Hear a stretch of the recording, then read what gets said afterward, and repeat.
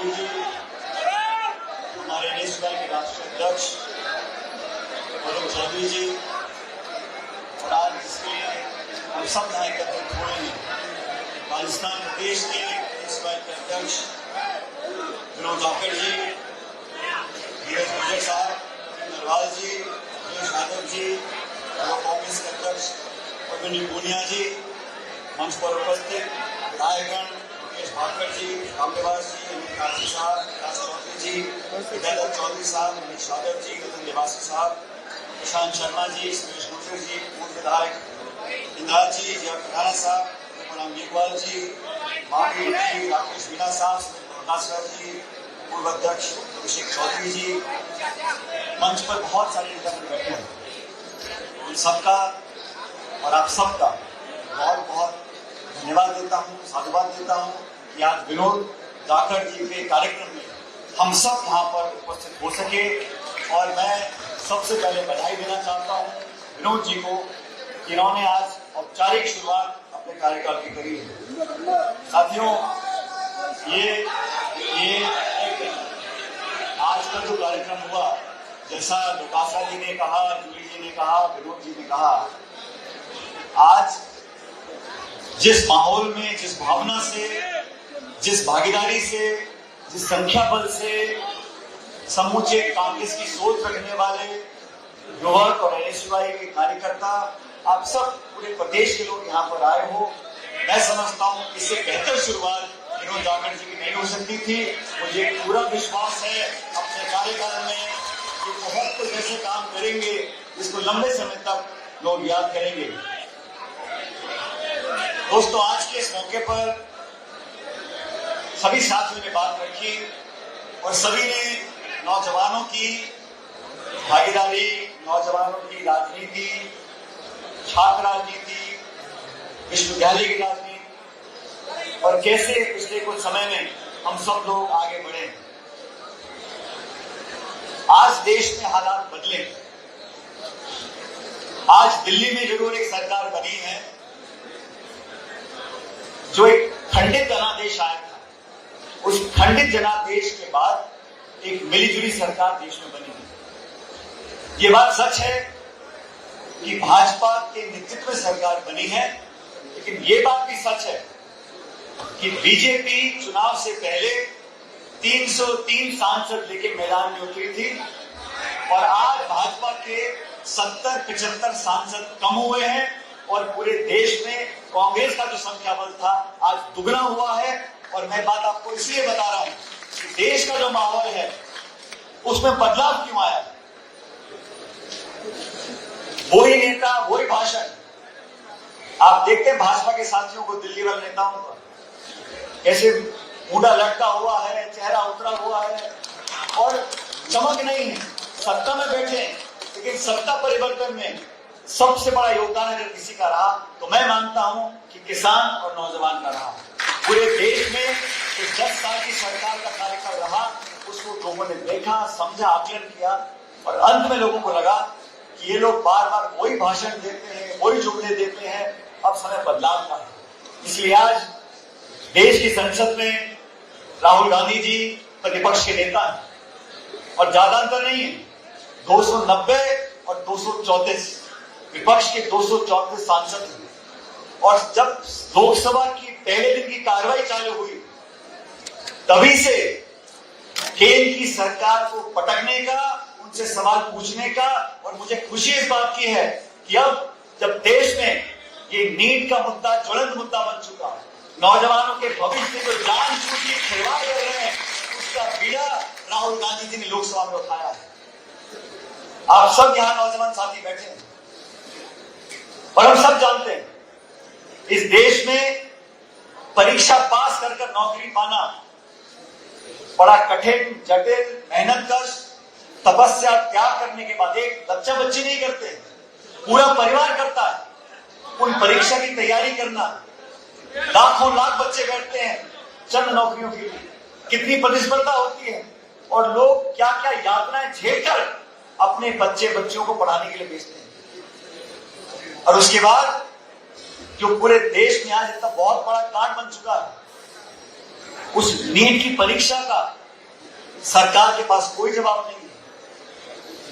अंधी बहरी होकर सरकार बोल रही नहीं, कोई घपला नहीं हुआ, कुछ जगह गड़बड़ी हुई है।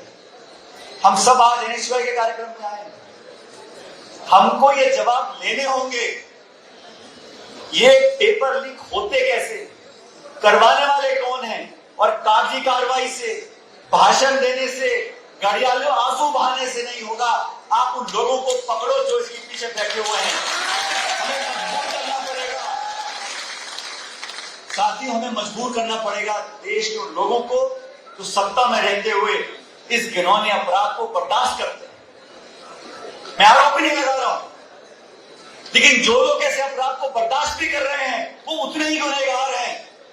और छात्र संघ की हम बात करते हैं, धीरज जी बोल रहे थे, प्रदीप जी बोल रहे थे, सही बात है, अच्छा खाना मिलना चाहिए, हॉस्टल की सुविधा होनी चाहिए, छात्रों के अधिकारों को रियायत मिलनी चाहिए, लेकिन जिस काम के लिए पढ़ाई कर रहे हैं, जिन परीक्षाओं में बैठना चाहते हैं, उनकी बोली लगेगी, वो हजारों लाखों में बिकेंगे और करोड़ों हमारे बच्चे परिवार मातम बनाएंगे, दुख बनाएंगे, कचहरी के चक्कर काटेंगे।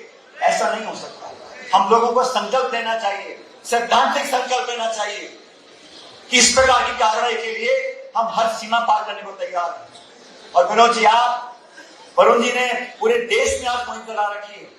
युवक कांग्रेस ने, एनएसयूआई ने, केंद्र की सरकार ने जो जानबूझ के उनकी नाक के नीचे जो पेपर लीक हो रहे हैं, नीट की परीक्षा में जो हुआ, उसकी जवाबदेही तय करनी पड़ेगी, लोगों को सजा देनी पड़ेगी, उदाहरण स्थापित करना पड़ेगा।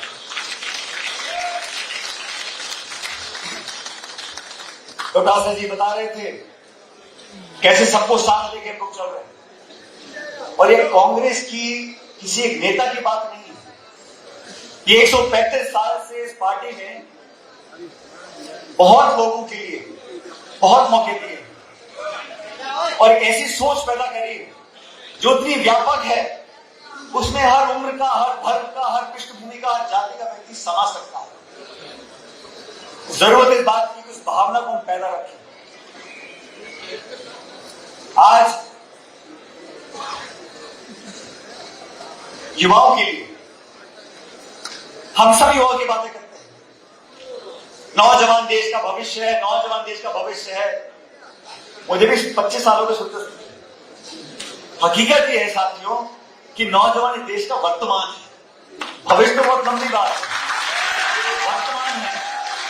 इस बात को हमें समझना पड़ेगा, इस बात को एक्सेप्ट करना पड़ेगा।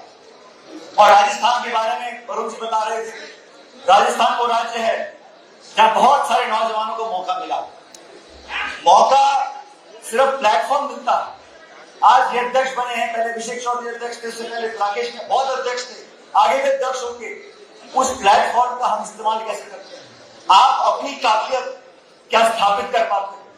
आप अपने आचरण से, अपनी वाणी से, अपने भाषण से, अपनी सोच से, अपनी कार्रवाई से, अपनी कार्यप्रणाली से क्या लोगों को जीत सकते हो? पद देना बहुत बड़ी बात नहीं है, पद तो कभी ना कभी किसी के पास रहता ही है। उस पद पर रहते हुए हम क्या अपनी लाइन लंबी कर सकते हैं? उस पद पर रहते हुए हम एक अपनी छाप छोड़ सकते हैं, हम लोगों के दिलों में जगह पैदा कर सकते हैं। मैं 2003 की बात बताता हूं आप लोगों को। मैं संसद में नहीं था, उस समय कांग्रेस पार्टी के अध्यक्ष सोनिया गांधी जी थी और अटल बिहारी वाजपेयी जी प्रधानमंत्री थे। 2004 के लोकसभा चुनाव आने वाले थे। 2003 में, मुझे महीना याद नहीं है, लेकिन सोनिया गांधी जी ने देश भर के 15-20 नौजवान लोगों को एआईसीसी में बुलाया, मुझे भी आमंत्रण दिया। मैं वहां गया और उड़ीसा, बंगाल, कलकत्ता, हर जगह से, पंजाब, राजस्थान के लोग आए थे और सोनिया जी ने अकेले वहां मुलाकात करी एस कांग्रेस प्रेसिडेंट, और उन्होंने कहा अगले साल लोकसभा का चुनाव है, हमारी पार्टी में कार्य समिति भी है, प्रभारी भी है, बड़े बड़े पदों के लोग हैं, लेकिन 2004 में जब कांग्रेस पार्टी चुनाव लड़ने जाएगी तो मैं चाहती हूं कि आप सब मिलकर अपने अपने राज्यों में जाओ और सुनो और समझो कि इस देश का नौजवान हमसे क्या उम्मीद रखता है, ताकि उन बातों को मैं कांग्रेस पार्टी के मैनिफेस्टो में डाल सकूं। हम सबको इतना आश्चर्य हुआ कि इतनी बड़ी नेता, कांग्रेस के अध्यक्ष, उस टाइम में 23-24 साल का होगा मेरे, ऐसे हम लोगों को बुलाया और बड़ा अनौपचारिक बात कर कहा कि आप जो कैंपसेस में, कॉलेजेस में, यूनिवर्सिटीज में जो यंग प्रोफेशनल्स हैं, उनकी बात को सुनो, गांव में, ढाणी में, शहरों में जाकर, और उनकी बातों को सुनकर हमको बताओ ताकि हम उसको अपने मैनिफेस्टो में डाल सकें। नौजवान लोगों को राजनीति के अग्रिम पंक्ति में हमेशा कांग्रेस पार्टी ने जगह दी है, और पिछले 8-10 सालों में जितने हमारे साथी यहाँ बैठे हैं, जिनको आज बहुत कुछ चुनाव लड़ने का मौका मिला, एमएलए एमपी बनने का मौका मिला, मैं समझता हूं ये कभी संभव नहीं होता अगर राहुल गांधी जी का हम सब का आशीर्वाद नहीं होता। अगर राहुल गांधी जी हमको नहीं बोलते कि युवाओं को मौका दें, हम सबको जब नौजवान उम्र में सांसद, मंत्री, अध्यक्ष बनने का मौका मिला और अपने कार्यकाल में हम और नौजवानों को मौका नहीं दें तो वो गलत बात। हम लोग जो पदों पर पहुंच चुके हैं, आज हमारी जिम्मेदारी बनती है कि हमसे जो उम्र में कम है उनका साथ हम दें, उनको रास्ता हम दिखाएं, उनकी गलतियों को सुधारें, अपने अनुभव का लाभ उन लोगों को दें। ये जिम्मेदारी हम सब मंच पर बैठे हैं। और ये हमारी जो टीम है, आज जूली जी का भाषण सुन रहा था मैं, सदन के अंदर जब नेता प्रतिपक्ष पहली बार बने तो बहुत से लोग सोचते थे टीकाराम जी कि पता नहीं जूली जी का भाषण कैसा होगा, कैसा नहीं होगा, लेकिन मैं सदन में बैठा था और मैं आपको आज सब लोगों के सामने बताना चाहता हूं, नेता प्रतिपक्ष बनने के बाद आपने जो करारा भाषण दिया, जो आपने जो वहां भाषण दिया था, जितने भाजपा के साथी बैठे थे वो अपना सर रखे जब 5 साल के लिए मारे गए। और अभी भी आप हर बात पर उठकर अपनी बात को रखते हो। मुझे खुशी है कि गरीब परिवार के, दलित परिवेश का आज नौजवान, मेरे उम्र को कभी आप ऐसे मेरे उम्र के हैं, लेकिन हम डोटासरा जी, टीकाराम जी और हमने इकट्ठा काम किया। जिले के अध्यक्ष थे, मैं प्रदेश में अध्यक्ष काम कर रहा था, आज मैं दिल्ली का महासचिव हूँ, ये प्रदेश अध्यक्ष और नेता प्रतिपक्ष। समय का अच्छा तो रुकता नहीं है साथियों, इसलिए जितने आप बैठे हो आप भी कभी न कभी पदों पर बैठोगे, कोई ना कोई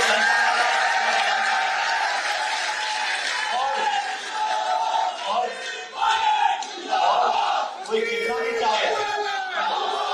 कोई कितना भी चाहे, मेरा अनुभव ये कहता है हवा, पानी और नौजवान अपना रास्ता ढूंढ लेते हैं। लेकिन हाँ, आपकी नियत में, आपकी काबिलियत में, आपकी मेहनत में अगर कहीं खोट आएगी तो वो छिपती भी नहीं। तो कृपा करके संकल्प लो, मेहनत करो, समय लग सकता है, लेकिन मैं बता रहा हूं आप लोगों को, अगर आप मेहनत करते रहोगे आपका समय जरूर आएगा। पद पोस्ट मिलते रहेंगे, लेकिन पद जब मिल जाए तो कृपया करके उन लोगों का साथ नहीं छोड़ना जो आपके हम सफर रहे, जिन्होंने आपको इन पदों पर पहुंचाया है, उन लोगों को साथ रखना चाहिए।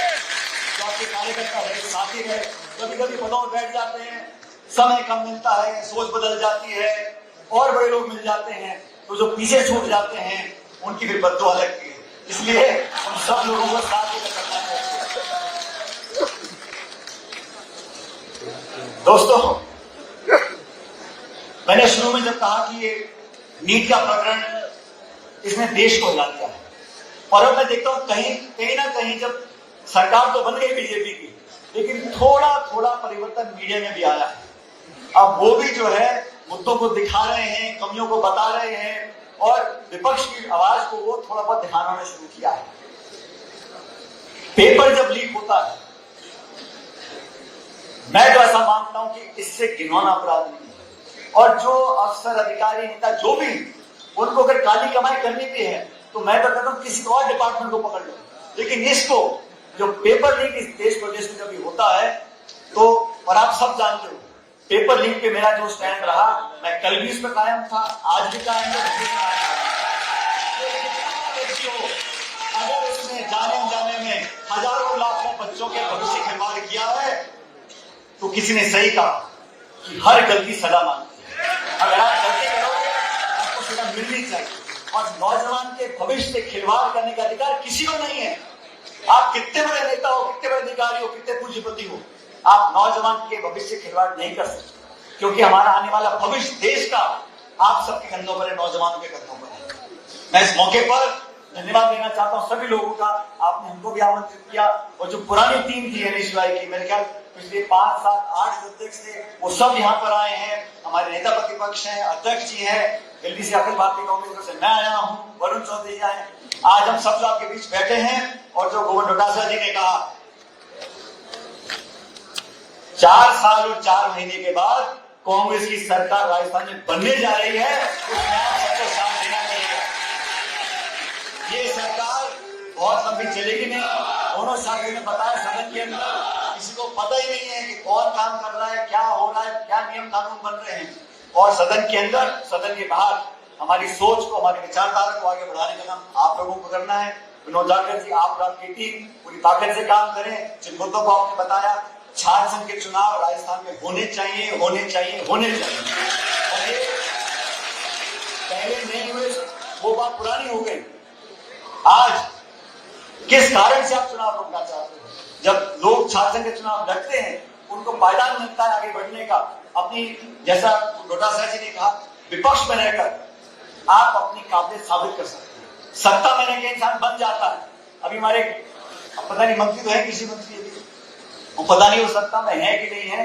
अगर आप ये वीडियो YouTube पर देख रहे हैं तो हमारे चैनल को सब्सक्राइब करें और बेल आइकन को दबाना ना भूलें। अगर आप Facebook पर ये वीडियो देख रहे हैं तो हमारे पेज को लाइक करें।